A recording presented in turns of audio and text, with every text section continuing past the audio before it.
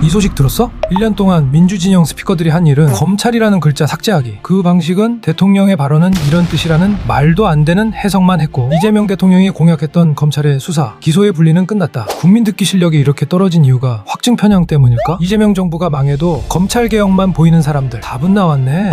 우리 편인 척 반대쪽인 생각을 하는 사람들이구만. 탈당하고 저기 다른 당으로 가세요. 조건은 딱 하나, 경찰 수사 억울하다는 소리는 금지. 문재인 낙동강변 살인사건, 정성호 법무부 장관님이 문재인이 이재명 대통령님과 청와대에 모차를 하기 이틀 전에 이런 SNS에 올렸어. 국가가 저지른 범죄는 시효가 없어야 합니다. 1990년 낙동강변 살인사건의 범인을 만들어내기 위해 무고한 시민을 고문해서 살인죄 누명을 씌우고 재심에서 위증까지 한 경찰들을 법의 심판대에 세웠습니다. 대통령의 선거 공약에서 검찰개혁은 기소분리로, 국민과의 약속은 끝났습니다. 민주진영 안에서 검찰의 모든 권한을 삭제하자는 여론몰이를 했던 사람들 중 대표주자들이 있죠. 문조 털레유. 그들은 왜 보안수사권마저 부정하고 사실을 왜곡하면서까지 삭제하려고 할까요? 이번 시간은 문에 대해서 가장 빠른 판단을 내리고 의심했고, 세력들의 공격을 받은 종로 김 교수님의 방송 자료를 요약해서 저의 생각을 합쳐보겠습니다. 문재인 변호사가 실패했던 변호. 30년이 지나 재심에서 무죄로 판결이 났고 억울한 사람이 다시 사회로 나왔지만 시간은 되돌리기 불가능합니다. 피해 보상금으로 나라에서 72억 원이라는 세금도 지급해야 합니다. 억울하게 감옥살이한 국민. 고문했던 경찰을 기소는 했지만 이 사건을 보면 검찰 보안수사권은 힘없는 국민에게 너무나 필요합니다.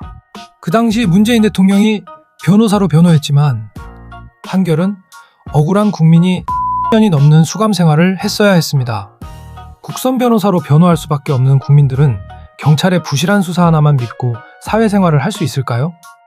이런 영화 같은 사건이 지금 방송을 보시는 시청자들 이야기가 될 수도 있습니다. 법안이 통과되고 누굴 원망할까요?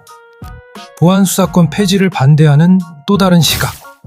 사건의 전말과 통찰력 1등 김 교수님 영상입니다. Okay, let's go. 1990년 낙동강변 살인사건의 범인을 만들어내기 위해 무고한 시민을 고문해서 살인죄 누명을 씌우고 재심에서 위증까지 한 경찰들을 법의 심판대에 세웠습니다. 피해자인 최인철, 장동익님은 2021년 재심 무죄가 선고되기까지 무려 21년간 억울한 옥살이를 해야 했고, 이 억울한 옥살이를 하게 한 게 누구일까? 내가 몇 년 전에 이 방송한 적이 있는데 다시 또 언급한 거야. 정성호 장관이 이걸 언급해서 얼마 전에 출소 뒤에도 누명을 벗기 위해 10년이 넘는 시간을 싸워야만 했습니다. 고문 조작 범죄의 공소시효가 모두 지나 가해자들을 단죄할 방법이 재심에서의 위증만 남은 상황에서 위증 공소시효 만료 당일 국민을 상대로 가혹한 고문을 자행했던 이들을 기소해 법정에 세운 것입니다. 경찰 까는 거야. 경찰이 좋은 분들도 분명히 많이 있지. 근데 검찰 못지않은 쓰레기 경찰도 많다는 얘기예요. 그래서 검찰 보안 수사권이 상당히 필요하다는 거를 넌지시 간접적으로 언급하신 거라고. 이거는 국가폭력은 한 사람의 삶을 파괴할 뿐만 아니라 사법 정의에 대한 공동체의 믿음까지 무너뜨리는 중대 범죄입니다. 반인도적 국가폭력을 저지른 자는 반드시 처벌받아야 하며 정의에는 시효가 없다는 원칙을 우리 사회에 분명히 세워야 합니다. 경찰 짬밥 좀 있는 사람들 있지. 20년 이상 근무한 사람들 중에 강력계 이런 사람들은 조폭이랑 형동생이야. 진짜로. 조폭, 사채업자, 나이트클럽 같은 대형 유흥업소 경영하는 사람들하고 형동생 하는 게 짬밥이 상당한 경찰들 중에 많어. 그런 거 아니더라도. 그래서 고문 조작 범죄, 낙동강변 살인사건 이거 조지겠다는 거야. 반인도적 국가폭력을 저지른 자는 반드시 처벌받아야 하며 정의에는 시효가 없다는 원칙을 우리 사회에 분명히 세워야 합니다. 이재명 대통령도 이를 거듭 강조해온 만큼 국회가 국가폭력범죄에 대한 공소시효 배제 관련 입법을 적극 검토해 주시길 바랍니다. 그러면 유시민도 다시 수사하나? 그건 오버해서 해석한 거고. 어쨌건 피해자 최인철님, 장동익님 30년 넘는 통안의 세월에 진심으로 감사드립니다. 법무부는 국민 누구도 조작범죄의 희생자가 되지 않는 정의로운 대한민국을 만드는 데 최선을 다하겠습니다. 낙동강변 살인사건 경찰이 좀 어눌한 피해자 두 분을 폭력을 행사하고 강요해서 거짓 증언을 받아낸 다음에 가해자로 만들어서 구속시켜서 20년 이상 깜빵에서 고통받게 만든 사건이었단 말이야. 근데 피해자 두 분을 변호했던 변호사가 누구였을까? 악의 근원까지 올라가면 항상 문재인이 나와. 문재인이 변호한 낙동강변 살인사건 31년 만에 재심해서 무죄받았다. 문재인은 세월호 파산관제인이다. 신세계종금 파산관제인이다. 미국의 웅동학원과 관련이 있는 동남은행 파산관제인이다. 파헤쳐보면 문재인이 꼭 나와. 과거 문재인이 변호해서 주목받았던 낙동강변 살인사건 피해 당사자 2명이 이게 제대로 사건을 집중해서 바라만 봤어도 이런 피해자 두 분이 수십 년간 고통받는 일은 없었을 건데 문재인이 신경도 안 쓴 거야. 약자편 아니라고. 돈 안 되는 건 안 해. 경찰 고문에 못 이겨 살인죄 누명을 쓰고 21년간 옥살이한 이들은 결국 누명을 벗게 됐다. 21년간 복역한 최인철, 장동익 씨가 제기한 재심 청구 선고 재판에서 두 사람에게 강도 살인 혐의 등에 대해 무죄를 선고했다. 한국일보 2022년 9월 28일 기사야. 31년 만에 무죄를 받은 낙동강변 살인사건. 국가가 피해자들의 72억 원을 배상해야 한다. 문제야 이 피해자분들 편에 서서 조금만 집중해서 변호했으면 이런 억울한 일을 안 당하고 72억이라는 국가의 세금 낭비하지 않을 수 있었는데 문재인이 변호했어요. 근데 가장 회한에 남는다 하고 있어.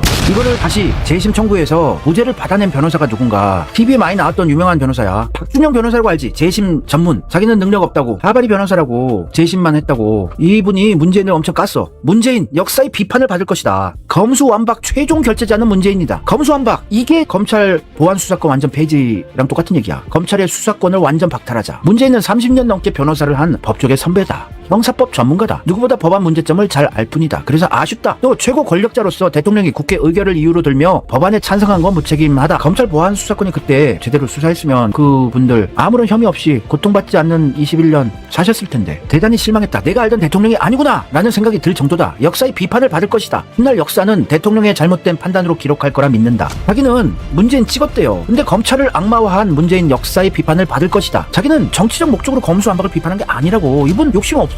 박준영 변호사, 문재인 30년의 한을 풀어준 나에게 밥 한 끼 사주겠다고 전화라도 했어야 한다. 박준영 변호사가 능력 있는 변호사는 아니야. 근데 이분들의 억울함을 풀어주려고 조금 파헤쳐보니까 그건 빼박 무죄였던 거야. 문재인이 변호했던 낙동강변 살인사건 결국 재심 무죄 판결 받았지. 피해자분 21년간 억울한 옥살이를 했는데 제대로 변호 안 해줘서 인생이 나락으로 갔는데 이거를 정성호 법무부 장관이 언급을 했다. 청와대 방문 이틀 전에. 좀 의미가 있지 않을까 연결시켜보려고 했는데 그렇게 큰 연결은 아니지만 너 법적으로 전방위 천에서 너 조질 수 있다 이런 경고가 아닐까. 나 혼자 생각해봐. 검수완박 검찰 보안 수사권 이건 필요해. 억울한 일 당하지 않아야 될 거 아니야. 검찰과 맞서온 재심 변호사. 검찰과 싸우는 게 변호사인데 검찰의 수사권을 박탈하는 거 검수완박을 반대하는 이유가 이때잖아. 억울한 우리 국민들 생기지 않게 경찰이 수사 올린 거 결과 내린 거 종결시킨 거 검찰이 다시 수사할 수 있게는 해야 돼요.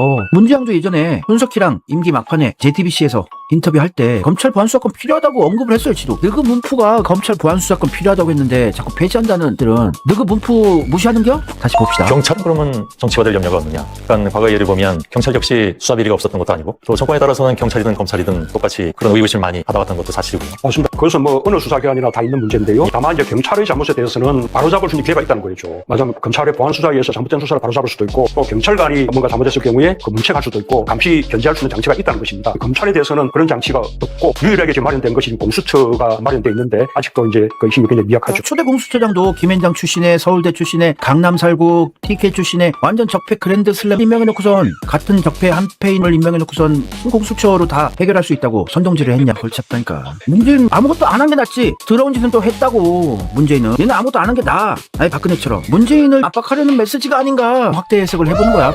기사 하나가 말해주는 것 같습니다. 6개월 만에 형사 재판 재개. 기사를 잘 보시면 재판 준비 절차입니다. 보안 수사권이랑 아무 상관없을 겁니다. 재판부가 얼마나 시간을 끌지 모르겠습니다. 보안 수사권 폐지 시간, 문재인 전 대통령의 재판의 재개가 빠를지 국민들이 오해하지 않길 바라봅니다. 그럴 리가 없단께요.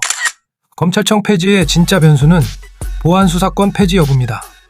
공소청법과 중수청법에 따라 검사의 직접 수사권은 전면 배제되고 보안 수사권의 범위는 앞으로 입법을 통해 정해질 예정입니다.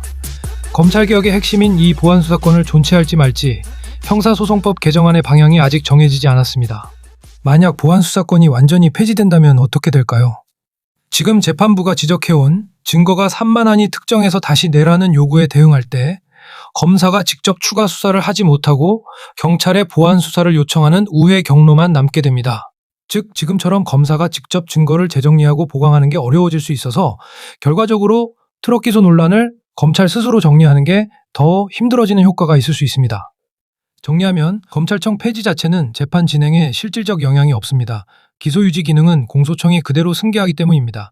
다만 보안 수사권이 축소되거나 폐지될 경우 검사가 재판부 요구에 맞춰 증거를 새로 손질하기 어려워지는 정도의 간접적 영향은 있을 수 있는 상황입니다. 이 부분은 형사소송법 개정안이 아직 국회 논의도 시작 안 된 상태라 10월까지 확정될지도 불투명합니다.